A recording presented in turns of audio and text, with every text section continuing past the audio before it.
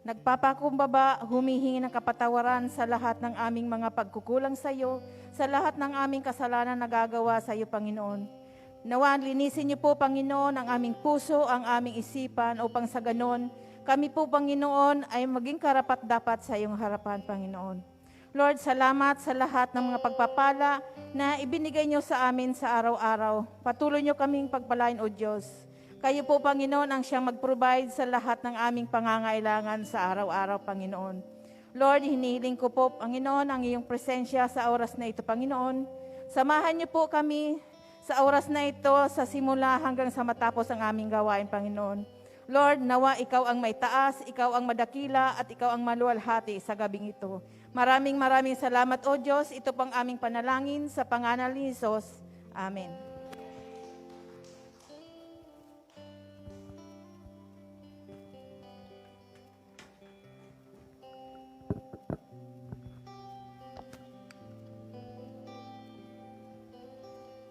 Hello.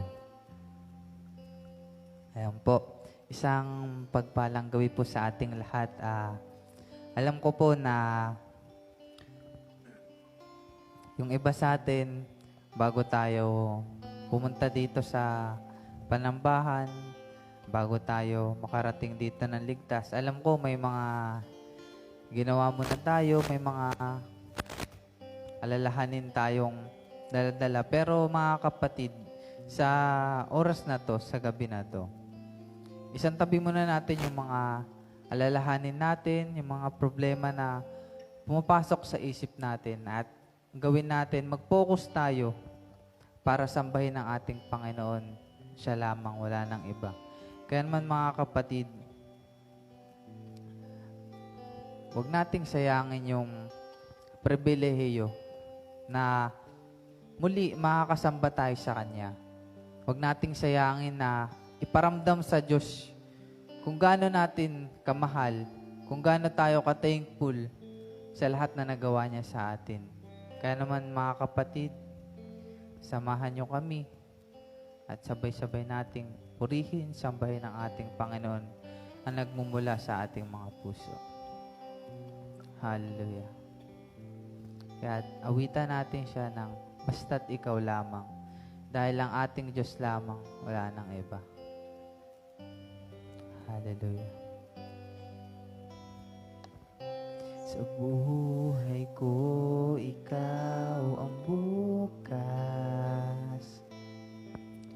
Sa lahat ng suliranin ko, ikaw ang siyang lunas. Sa puso ko, ikaw ang nais. Pag-ibig mo, Diyos, o kay tamis. Minsan pa mga kapatid, sa buhay ko. Sa buhay ko, ikaw ang bukas. Sa lahat ng suliranin ko, ikaw ang siyang lunas. Sa puso ko, ikaw ang mais. Pag-ibig mo, O Diyos, o kay tamis. Napakasarap. Napakasarap magpuri sa kanlungan mo. Lahat ng nais ng puso'y matatagpuan sa'yo. Napakasarap magpuri sa kanlungan mo. Wala nang aalalahanin pa. Nagkapaligid man ang problema. Basta't ikaw, basta't ikaw, basta't ikaw, basta't ikaw, O Diyos ay kasama. Minsan pa mga kapatid, sa buhay ko, sa buhay ko, ikaw ang bukas. Sa lahat ng suliranan ko, ikaw ang siyang lunas. Sa puso Sa ko, puso ko, ikaw ang nais. Pag-ibig mo, O Diyos, o kay tamis. Napakasarap magpuri sa kanlungan mo. Lahat ng nais ng puso'y matatagpuan sa'yo. Napakasarap magpuri sa kanlungan mo.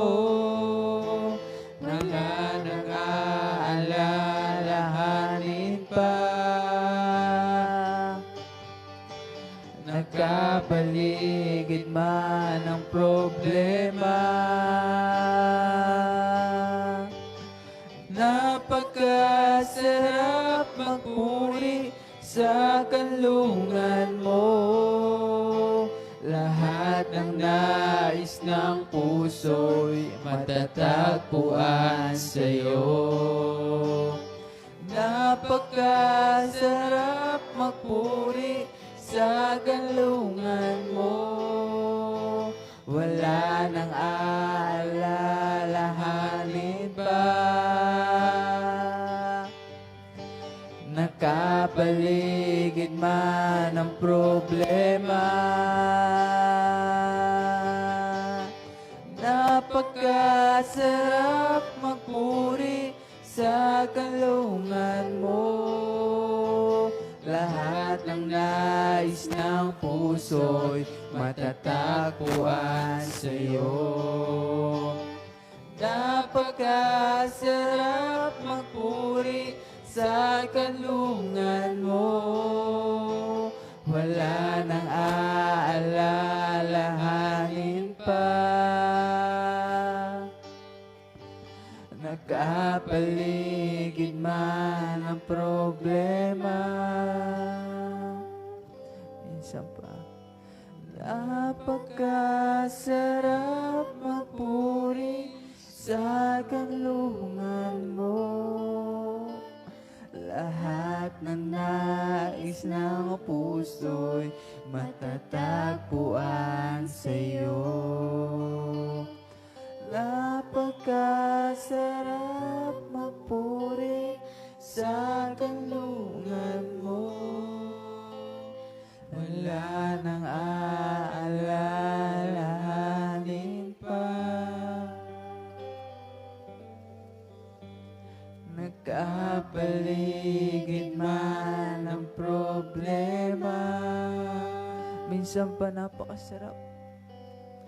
Napakasarap magpuri sa kanlungan mo. Lahat ng nais na puso'y matatagpuan sa'yo. Napakasarap magpuri sa kanlungan mo. Wala nang aalalahanin pa. Nagkapaligid man ang problema. Basta't ikaw, basta't ikaw, Basta't ikaw, basta't ikaw, basta't ikaw, O Diyos ay kasama. Basta't ikaw, basta't ikaw, O Diyos ay kasama. Basta't ikaw, O Diyos ay kasama.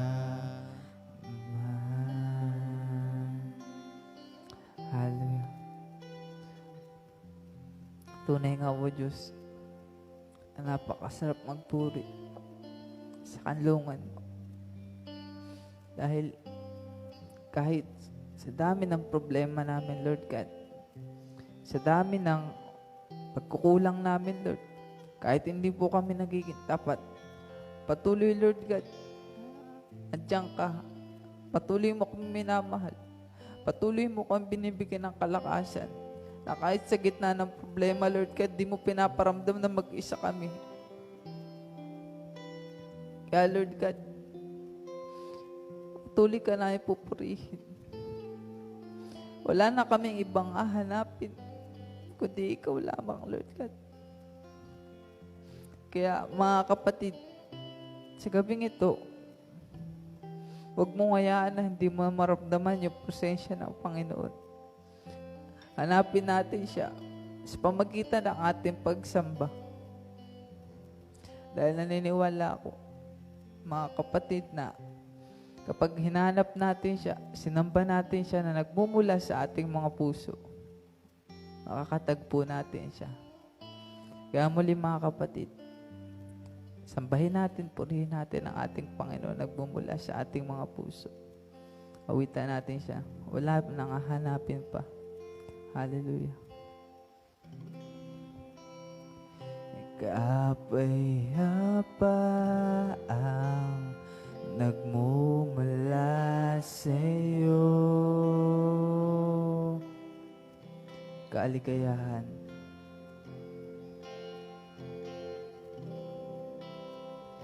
Kaaligayahan nakamit sa piling mo.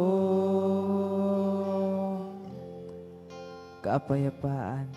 Hallelujah. Kapayapaang nagmumula sa iyo.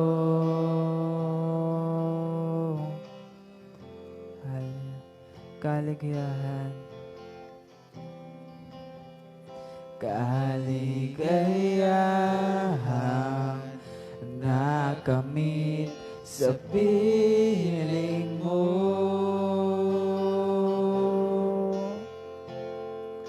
Wala nang hahanapin pa. Wala nang nanaisin pa, kundi mabalagi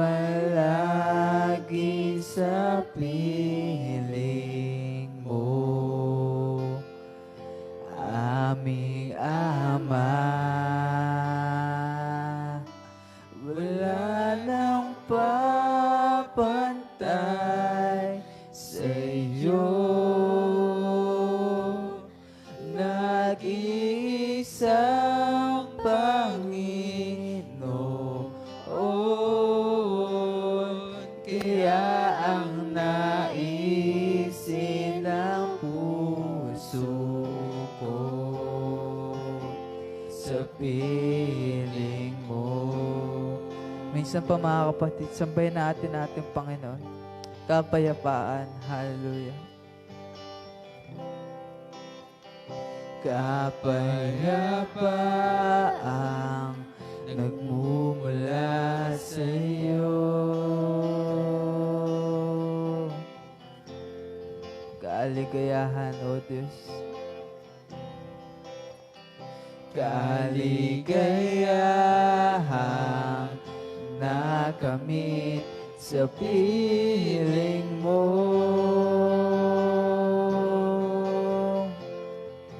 Wala nang hahanapin pa. Wala nang nanaisin pa, kundi mamalagi sa piling mo, aming Ama. Wala nang papantay sa iyo, nag-iisa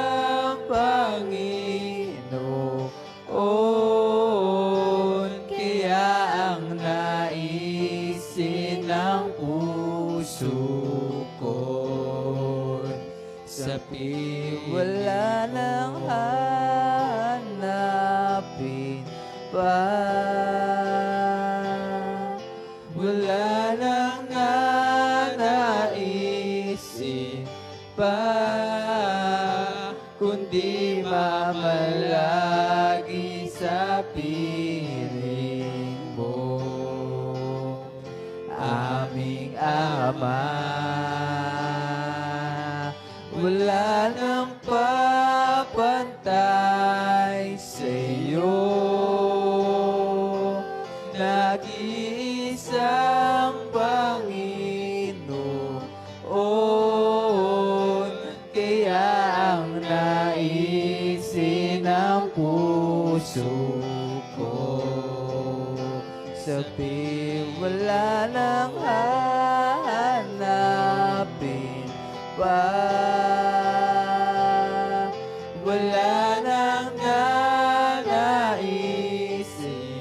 pa, kundi mamalagi sa piling mo, aming Ama.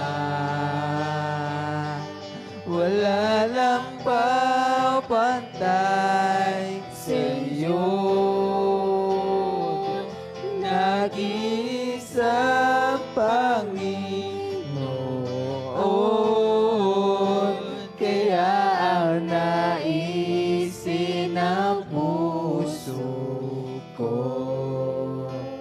sa wala nang hahanapin pa. Wala nang nanaisin pa. Mga kapatid, huwag nating sayangin pagkakataon masambang ating Panginoon. Aming Ama, sana papantay sa'yo. Wala nang papantay sa'yo, nag-iisang Panginoon, kaya ang naisin ng puso ko sa wala nang hahanapin pa. Wala nang nanaisin pa, kundi mamalagi sa piling mo, aming Ama. Wala nang papantay sa iyo, nag-iisang Panginoon, kaya ang naisin ng puso ko sa piling mo. Thank you po sa inyong lahat. Welcome po sa bawat isa. Welcome mo yung katabi mo. Welcome. Sabi mo, welcome po. Wala. Parang ayaw nila tumabi sa'yo, no? So, may reward ka. Nagsusolo ka sa unahan. So, bukod tanging ikaw lang ang matapang na umupo sa unahan. Purihin po ang Panginoon. Salamat sa Diyos dahil natapos natin yung, nairaos po natin yung ating pong anniversary. Pwede po ba nating palakpakan si Lord para po sa ating pong anniversary? At palakpakan na rin natin ang ating mga sarili. Yeah.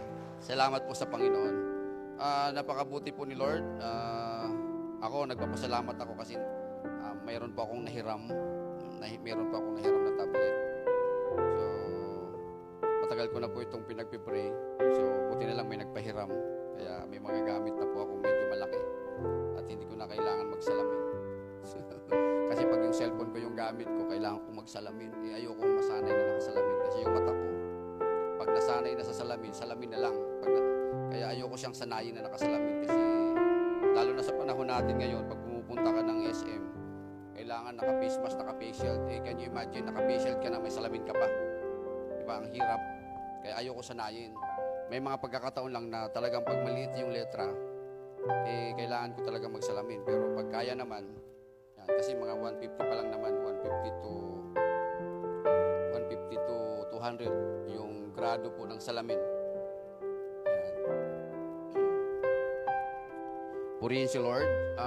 Ngayong gabi, maybe a short message, but lagyan natin ng konting impact sa bawat isa po. At marami po tayong ipag-pray ngayon.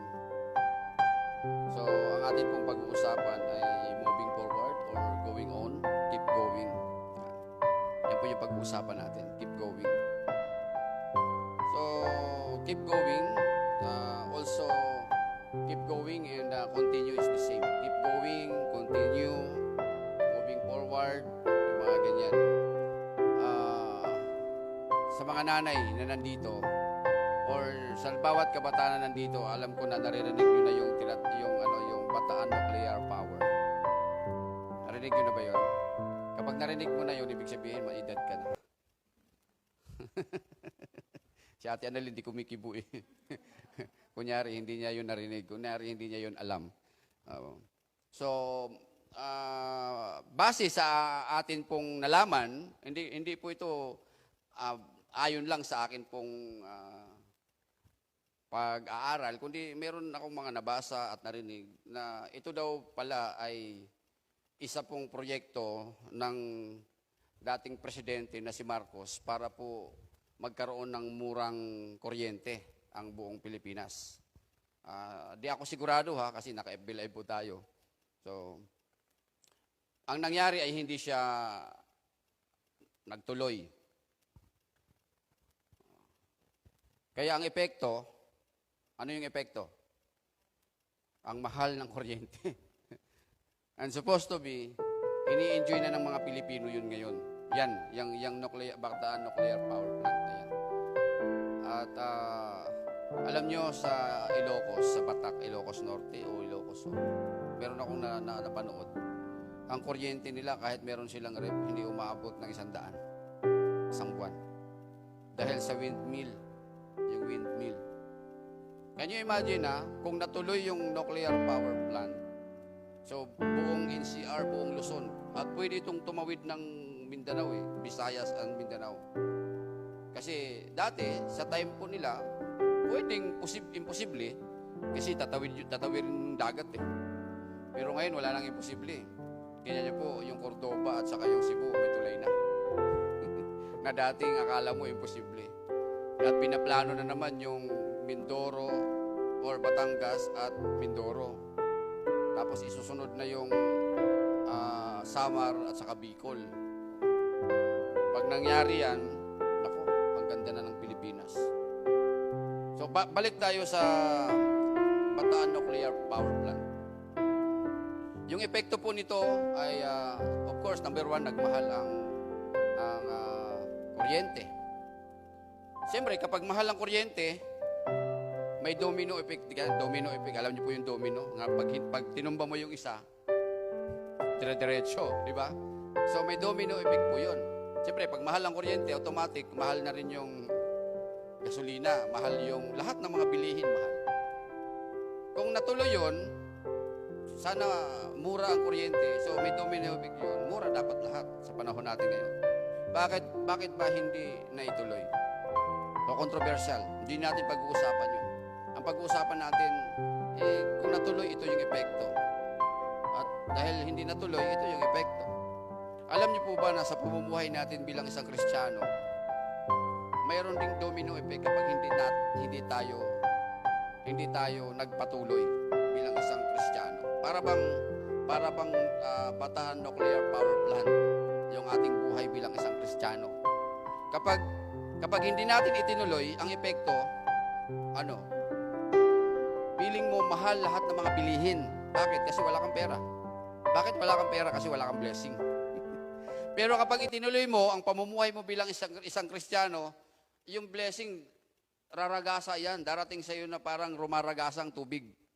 At ang pagtingin mo sa lahat, ang epekto po nun lahat, pagtingin mo mura. Bakit? Kasi marami kang blessing.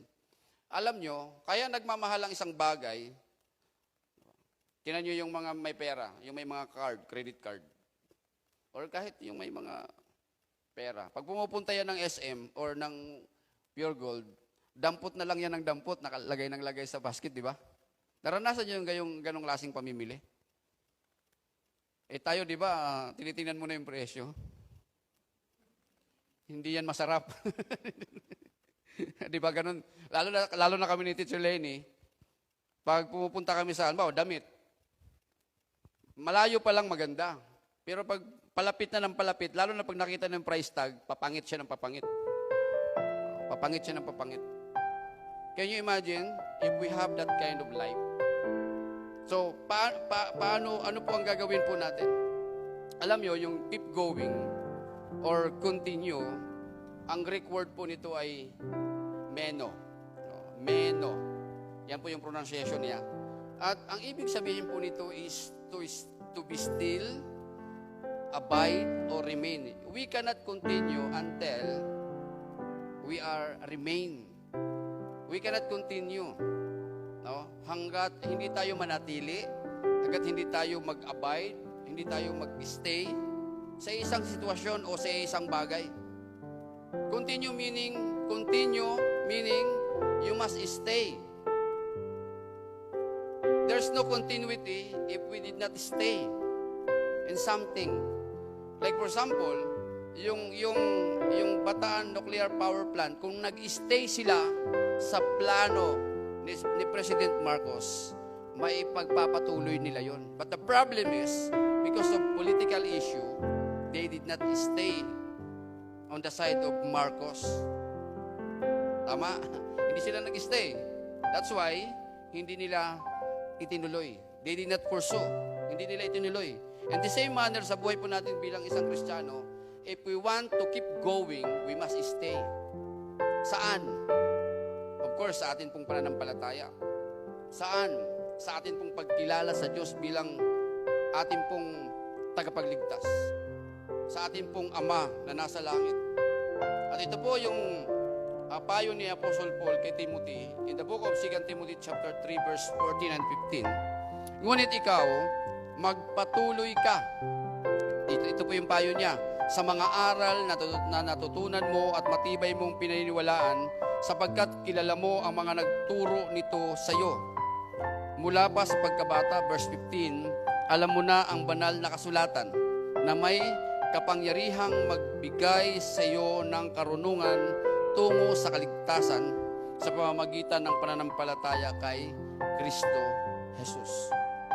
So from the very beginning, at his young age, Timothy knows about the Word of God. At ito yung laging nire-remind ni Apostle Paul sa kanya. Ito yung laging ipinapaalala ni Pablo kay Timothy.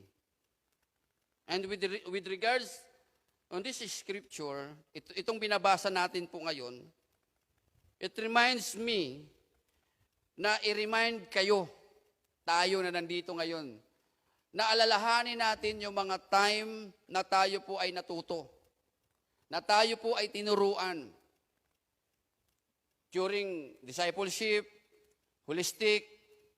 Kumusta naman po yung ating pong natutunan doon? Hanggang ngayon ba nagre-rema pa rin? Hanggang ngayon ba naaalala pa rin ba natin? Kumusta naman yung mga inikisa na natin? Kumusta naman po yung atin pong mga sinunog? Hindi na po ba natin nagagawa? We need to continue. No, kailangan nating ipagpatuloy. At makakapagpatuloy lang tayo kapag tayo po'y manatili. Manatili sa ating pong pananampalataya. Mananatili sa ating pong pagkilala sa Panginoong Hesukristo bilang ating Diyos at ating pong tagapagligtas. Alam nyo, mayroong epekto kapag tumigil ka at mayroong epekto kapag tumuloy ka. Dito, ang kausap po ni Apostle Paul si Timothy. And he is talking also to to us right now sa pamamagitan po ng talata pong ito. Sino po ba si Pablo na nagtuturo ng ganitong klaseng instruction kay Timothy? Si Pablo po, he had a broad education in both Hebrews and tradition. Sa Galatians chapter 1 verse 14, sabi po dito, sa reliyon ng mga Hudyo, nahigitan ko ang maraming kasing edad ko at ako'y lubhang masugid sa kaugalian ng aming mga ninuno. Ayan po si Apostle Paul. Pagdating po sa relihiyon, napaka-relihiyoso. At pagdating sa pag-aaral, he was educated person. Hindi po siya tumigil sa kanya pong natutunan, kundi aral ng aral ng aral ng aral. Alam niyo po ba na dumating po yung time na sinabihan na po siyang baliw? Acts chapter 26 verse 24. Habang nagsasalita pa si Pablo, malakas na sinabi ni Festo, nababaliw ka na, Pablo, sa sobrang pag-aaral mo'y nasira na ang iyong ulo. He was an educated person. So, kumbaga, credible na magsabi kay Timothy na ito ang dapat mong gawin. And aside from that, si Pablo ay talagang sikat sa panahon po nila. Kumbaga, yung kanya pong mga naging experience bilang isang Pharisee, pag sinabi kasing Pharisee, sa time natin po ngayon, parang abogado po yan, lawyer. So, si Pablo po ay Pharisee of the Pharisees. Pariseyo ng mga pariseyo. Ang ibig sabihin po nun, para siyang abogado ng mga abogado. Or teacher ng mga abogado. Professor. Kumbaga, pagdating sa knowledge, well knowledge. Hindi man alam niya ang lahat, but mayroon siyang alam. Pagdating sa batas, pagdating sa kautusan. At alam niya kung ano yung kanyang mga sinasabi. At yung kanyang mga itinuturo. Kaya alam niya sa sarili niya kung ano ang kahalagahan ng pagpapatuloy sa kung ano po ang iyong natutunan. At ano ang epekto ng hindi pagtuloy. Although na si Apostle Paul ay from secular world into a Christian world when he had a conversion with the Lord Jesus Christ doon sa Acts chapter 9. Pero ang kagandahan lang, after the conversion, yung kanyang secular world, iniwan niya. Hindi niya ipinagmalaki. Ang sabi nga niya, hindi ko ipinagmamalaki kung ano ako. Pero ang kagandahan lang, kung ano yung kanyang naranasan kay Jesus, itinuloy niya yun. At ipinagpatuloy po niya. Every generation produces people with some of those characteristics. Lahat, sa bawat henerasyon, may mga ganitong klaseng mga tao. May mga ganitong klaseng mga tao. May mga ganitong klaseng katangian. Lalo na, siyempre, katulad ni Timothy, katulad ni Pablo. Pero ang issue lagi, siyempre, maliban sa namatay na, katulad ni Miriam Defensor Santiago, ang iba, siyempre, pagpatay ka na, hindi ka na talaga makapagpatuloy. Only the legacy will continue. Amen? Pero, yung buhay pa hanggang ngayon. Ang sakit isipin na ikaw ay nataniman na ng salita ng Diyos, pero tumigil ka. Yun ang pinakamasakit. Yun yung pinakamasakit sa part ng ating pong Panginoon. Can you imagine, halimbawa, tinuruan ko si Clark. Tapos, sa kalagitnaan ng pagtuturo ko sa kanya, marami na siyang natutunan, bigla siyang tumigil. Ano ang mararamdaman ko? Matutuwa kaya ako? Siyempre hindi. In the same manner, ang Diyos po natin ay hindi po natutuwa. Although, na hindi po siya yung parang tayo na kapag meron tayong ginawa sa kanya, nandun ka agad yung parusa. Ang Diyos, hindi siya nagpaparusa. Piling natin pinaparusahan tayo because of our own wrongdoing or in our own sin or iniquity or transgression. Pero hindi Dahil din sa ating pong pagsuway, dahil sa ating paghinto. So ano po yung mga nangyayari? Of course, marami mga dumadating na mga bagay na mga bagay na hindi natin magugustuhan. Pero hindi yan directly coming from God.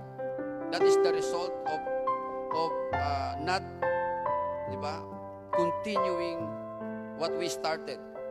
Yun yung resulta. Kasi nga, halimbawa, nasa kalagitnaan ka na ng mga bagay na mayroon ka ng mga natututunan. Paano kung bigla kang tumigil, and then yung darating sa'yo hindi mo pa napag-aralan? Paano mo ma-overcome yun? Tama ba yun? Siyempre, ang kaaway, alam naman nila yan eh. Alam din nila. Even though they don't know everything, but they know something. Alam nila yun eh. Kaya si Pablo, ito yung kanyang sinabi kay Timothy, magpatuloy ka. No, magpatuloy ka. Even though sa time po natin, di ba? Ang dami ng mga samut-saring mga destructive things or yung mga destructive situation. Ang dami na po eh. Lalo na mayroon na pagdating sa social media. Dati you need to strive for halimbawa sa pagtatrabaho, magsisikap ka, mag-aral ka para magkaroon ka ng trabaho para yumaman ka. Di ba dati? Ganun eh. Pero ngayon, mag-cellphone ka lang, yayaman ka na. Di mo na kailangan magsumikap talaga, sa totoo lang, magsumikap ka na lang, kadudot-dot ng cellphone. Yayaman ka na. Kaya, pagdating sa paglilingkod sa Diyos, ito yung nagiging way ng atin pong kaaway para i-distract tayo na hindi tayo makapagpatuloy. Kasi pwede ka namang yumaman eh. Amen ba yun? Kaya ang isip mo parang, lalo na kapag hindi ka nakapokus, kapag wala ka talaga sa focus sa paglilingkod mo sa Diyos, ibig sabihin, yung paglilingkod mo sa Diyos, parang way of others experience or way of something na mayroon kang na-feel, tapos gusto mong ulitin, pero wala ka talagang focus talaga sa paglilingkod sa Diyos na whatever it takes, I will follow you, Lord. Whatever it takes, I will do your will, O God. I will follow your will. Yung walang ganun, yung parang napadpad ka lang, para bang inutusan ka lang ng bumili ng suka, tapos pagdaan mo diyan sa Joyful, narinig mo kumakanta ng Hallelujah, tapos bigla kang pumasok, tapos bigla kang na-bless, tapos kinabukasan Christian ka na. Yung mga ganong klase, wala yung commitment. At yung mga ganong klase, hindi yun makakapagpatuloy. Ang makakapagpatuloy lang dapat mayroon kang direct connection sa Diyos. Nakapokus ka talaga sa Kanya. Alam nyo, it's easy to begin something, but continuing, it's easy to begin something, but continuing, it's much more difficult. Napakadali mag-umpisa. Amen ba yun?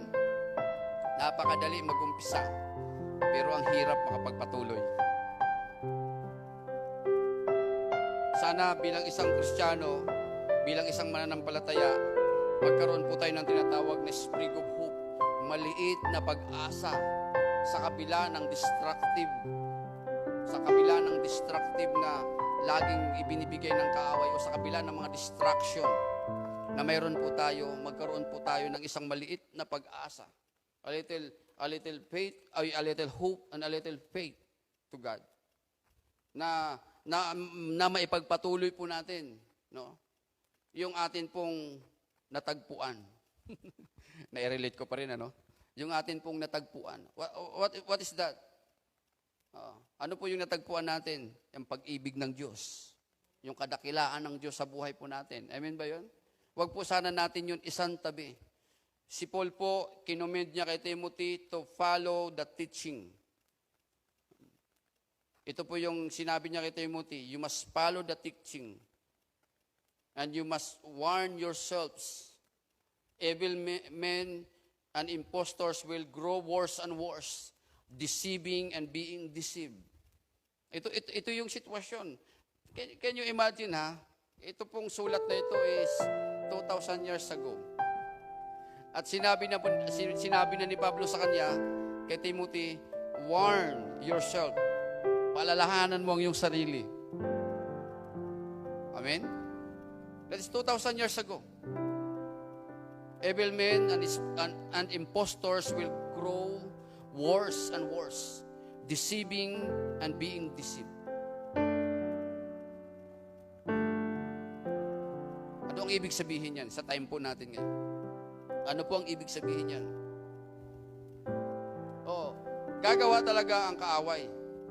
And tayo as a Christian, mayroon pong mga escape roads and many more voices calling out to quit or to stop. And even our situation push us to quit or to stop. Amen? But Apostle Paul said kay Timothy, magpatuloy ka. Kahit mayroong mga small voices that calling us to stop, magpatuloy po tayo. That is a reminder for us coming from Apostle Paul. We must continue. We must not be distracted on our aim, in our aim to follow Christ. We must not be distracted on our aim to do His will. We must not be distracted to serve God, to do our best before the Lord. At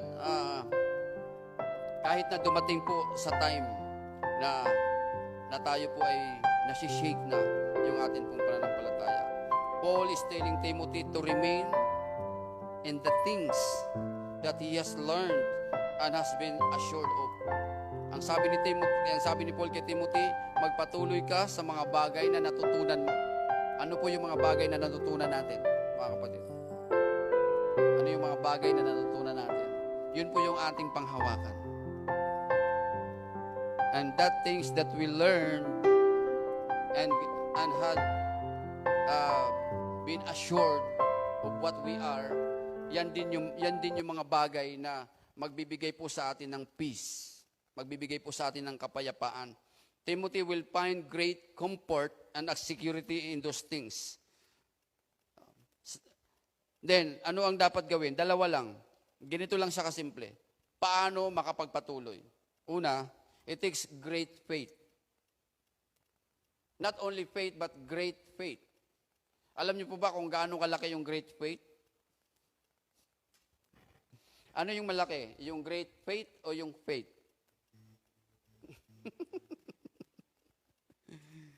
It takes great faith and courage to remain in the things we have learned.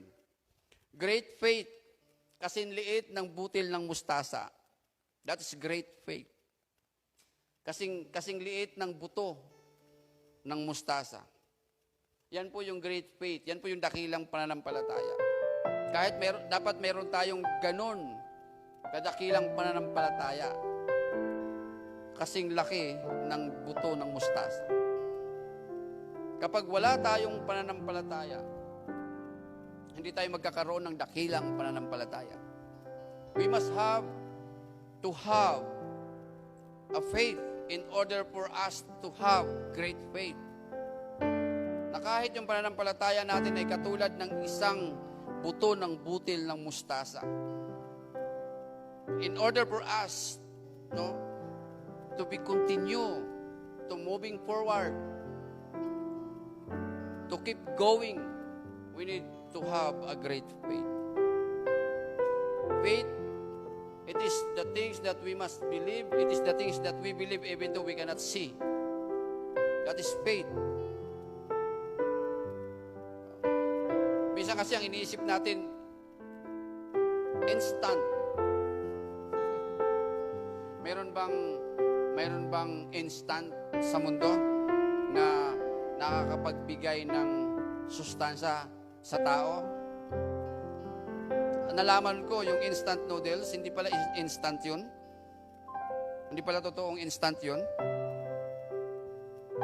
Kasi pag binili mo sa grocery, hindi mo pwedeng kainin, di ba? Lulutuin mo pa rin. So, hindi siya instant. Di ba? Pero ang nakasulat, instant noodles.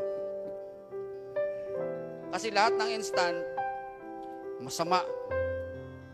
Lahat ng instant, hindi nakakabuti. Kahit yung instant na pagyaman, instant na paganda, yung dating pangit ka at kinabukasan maganda ka na, masama po yun. Kasi ang ibig sabihin nun, meron kang nilagay na magic. Magic. So, hindi lahat ng instant. All we need to have is faith, not instant. Of course, we need yung tinatawag na immediate need. Bilang isang tao, kailangan natin yun. Pero magkaiba kasi yung immediate sa instant.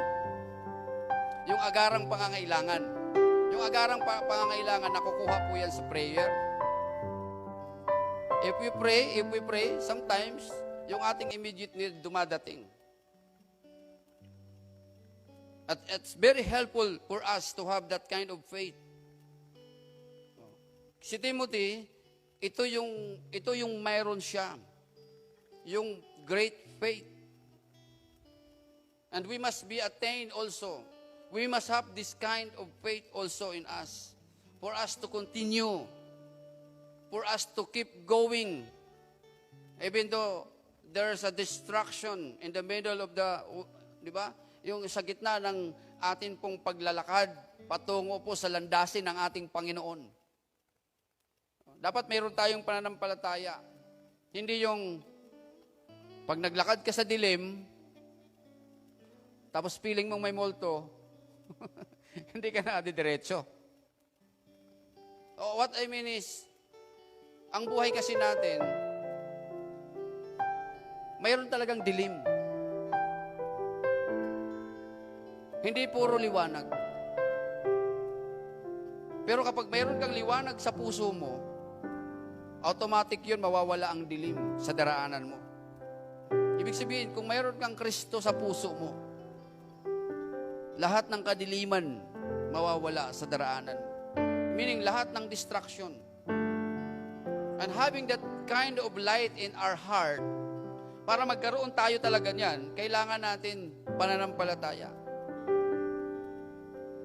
Hindi yung paggising mo kaagad, of course, you have faith, pero hindi yung paggising mo, yung faith mo active. Katulad ni Abraham. Nung tinawag ng Diyos si Abraham, nung time po na yon, wala pa siyang faith. Or may faith siya pero hindi active. Para bang tulog. Hindi po kumbaga hindi existed yung kanyang faith at that time. But he has faith. So bilang isang mananampalataya, yan yung atin pong naisin. No, para maituloy natin. Kasi hindi talaga pwedeng mawala ang distraction. Distraction is inevitable. Meaning, we cannot escape. And we cannot hide. We cannot run. Remember, Adam and Eve? Nung nag-commit sila ng sin, nakapagtago pa sila sa Diyos? Hindi, di ba? Hinanap sila mismo ng Diyos eh. At tayo sa time natin, hindi ang Diyos talaga ang maghahanap sa atin, yung ating conscience, yung ating konsensya. It takes great faith to continue our dreams, our goal, even our legacy. It takes great faith to reach out those things na gusto nating mangyari sa buhay po natin. Yan ang dapat na i-develop po natin para makapagpatuloy tayo. At pangalawa, finally, it takes great self-discipline. Self-discipline. May disiplina sa sarili. To practice faith, honesty, of course, and the common pressures to push us or to pull us from the opposite direction. Self-discipline. Iba po yung disciplinary action sa self-discipline. Kapag kayo gumawa ng mali, I will discipline you. That is my disciplinary action. Pero yung self-discipline, You are the one who discipline yourself. Ikaw mismo ang didisiplina sa sarili mo. You must discipline yourself to come to church early. You must discipline to pray. Pray more. Pray a lot. We must discipline to read the Bible. We must discipline to have faith, to become honest and faithful in our service to God. Kasi alam ni Lord yung nagkukunwari at yung totoo. Alam ni Lord yung nag-grow at alam ni Lord yung nagmamature. Paul is calling to Timothy to have that kind of great faith and self-discipline. And also, Paul was calling to us today, in order for us to continue, to keep going, dalawa lang ang ayon sa binasa po nating talata. Dakilang pananampalataya at disiplina sa sarili. Kapag hindi po natin dinidisiplina yung sarili po natin, alam na natin yon, di ba? Hindi na ako magbibigay ng halimbawa to justify what self-discipline. Kasi baka mamaya yung ibigay kong halimbawa makarelate ka at umaray ka. Alam na natin yon. Then, given the condition of our world, ito yung condition po ng mundo. So like the world that Paul was describing in verse 3 and yung 1 to 13 po ng Timothy. So we need this kind of faith and self-discipline too. Doon sa 1 Timothy chapter 3 verse 1 to 13, doon in-state ni Timothy yung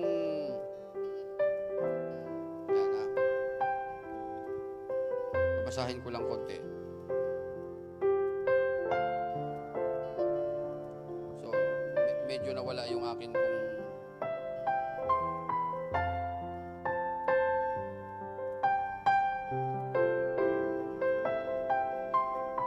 dapat mong malaman na sa mga huling araw ay magkaroon ng mga kahirapan. Ang mga tao ay magiging makasarili, sakim sa salapi, palalo, mapagmataas, mapagsamantala, suwail sa magulang, walang utang na loob at lapastangan sa Diyos. Sila'y magiging malupit, walang habag, mapanirang puri, maraas, mapusok at namumuhi sa mabuti. Sila'y magiging mga taksil, babaya, mayabang, mahilig sa kalayawan at walang pag-ibig sa Diyos. Can you imagine if we encounter this kind of distraction?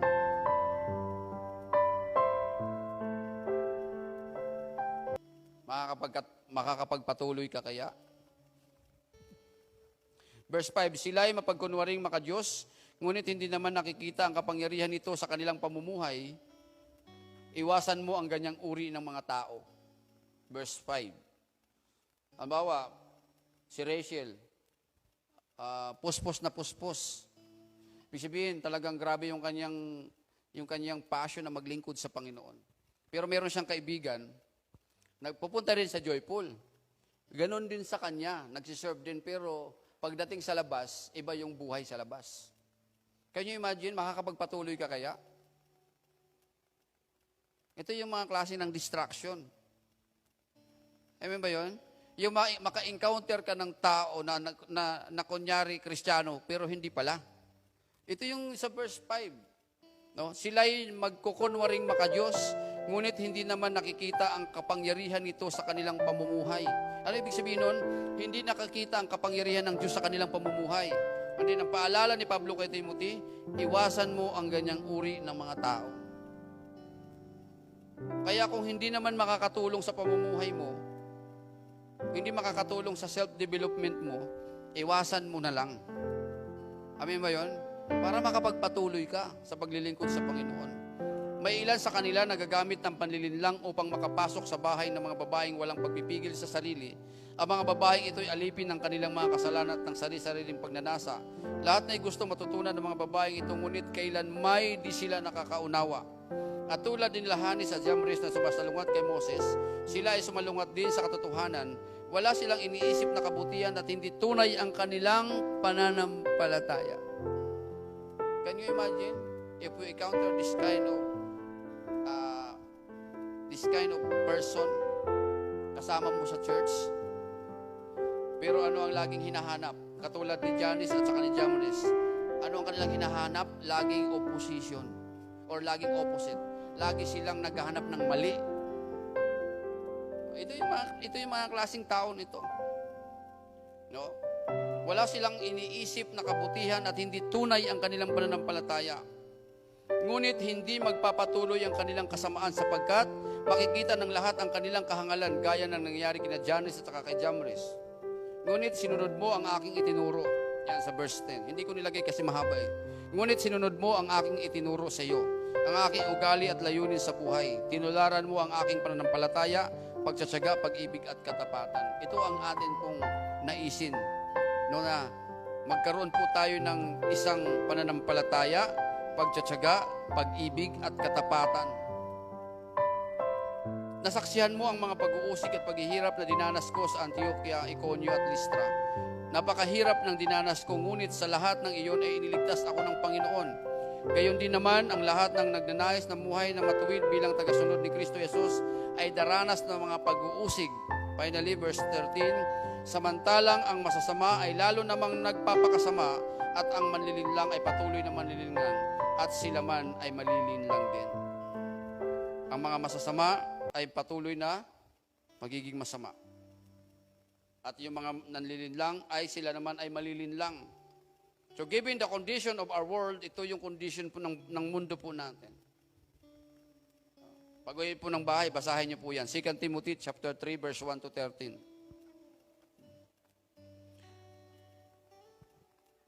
Ito yung ipag-pray po natin. We can gain those qualities only through prayer. Worship within a community of believers, at study the scripture, and of course, application sa buhay po natin. Ngayon, ang ating panalangin, to have these two, great faith and self-discipline. Alam niyo na po yun, mananampalataya na po tayo. Amen ba yun? We are celebrating 11th anniversary. Mula noong unang taon hanggang ngayon, or kahit iba sa inyo dito na 2 years, 3 years, 4 years, I know na mayroon ng salita ng Diyos na in-inculcate or ipinasok ng Diyos sa ating mga puso. Mayroon ng itinanim doon. Amen ba yun? Patubuin mo na lang. Palaguin mo na lang. Pagyabungin mo na lang. At hayaan mong mamunga. Huwag mong putulin. Huwag mong itigil. Huwag mong ihinto. Just think, kung si Apostle Paul ay hindi rin nagtuloy. Can you imagine that? Nung time na na-encounter niya si Jesus, and after that, ipinagmalaki lang niya yung kanong experience, pero bumalik ulit siya sa pagiging Pariseo. At nagpatuloy siya sa kanyang pagiging isang persecutor. Meron kayang Apostle Pablo sa Biblia, meron kayang mga Pauline epistle, meron kayang mga writings ni Paul sa Bible, meron kayang mga word of encouragement na mababasa tayo galing po sa sulat ni Apostol Pablo. Di ba wala? Pero dahil po nagtuloy siya, nababasa natin ngayon yung mga sulat niya from the book of Romans hanggang sa Hebrews, hanggang sa James. Yan po ang sulat po niya. 1 Corinthians, Thessalonians, Philippians, Ephesians, Titus, Philemon, Corinthians, 2 Corinthians, Romans. Yan po yung mga sulat niya. Yan po yung Pauline epistle na nagbibigay ng encourage most of the time. Kapag tayo nangihina, kanya tayong pinapalakas. Kasi siya din mismo. Ang sabi niya, kapag ako'y nangihina, lalo akong lumalakas. Why? Because I can do all things through Christ who strengthened me. Amen ba yun? Kung walang Apostle Paul na nagpatuloy, walang Apostle Pablo na nag-keep going, wala tayong mababasang I can do all things through Christ who strengthened me. Magpatuloy lang tayo, kapatid. That we might continue in the things that we have learned. We must continue in the things that we have learned. Ano po yung mga bagay na natutunan po natin from the former pastors and in the present pastor at sa future pa na magpapastor. Dapat yung natutunan natin, i-apply po natin. dapat mayroong application, dapat nakikita, dapat nagiging powerful, nagiging powerful yung natutunan natin sa buhay po natin. Huwag tayong tumigil. No, huwag tayong pong tumigil. Sa buhay natin, sa bahay, sa opisina, sa trabaho, sa negosyo, sa pag-aaral, sa lahat ng atin pong ginagawa, huwag po tayong huminto, huwag po tayong tumigil. Amen? Tuloy lang po tayo.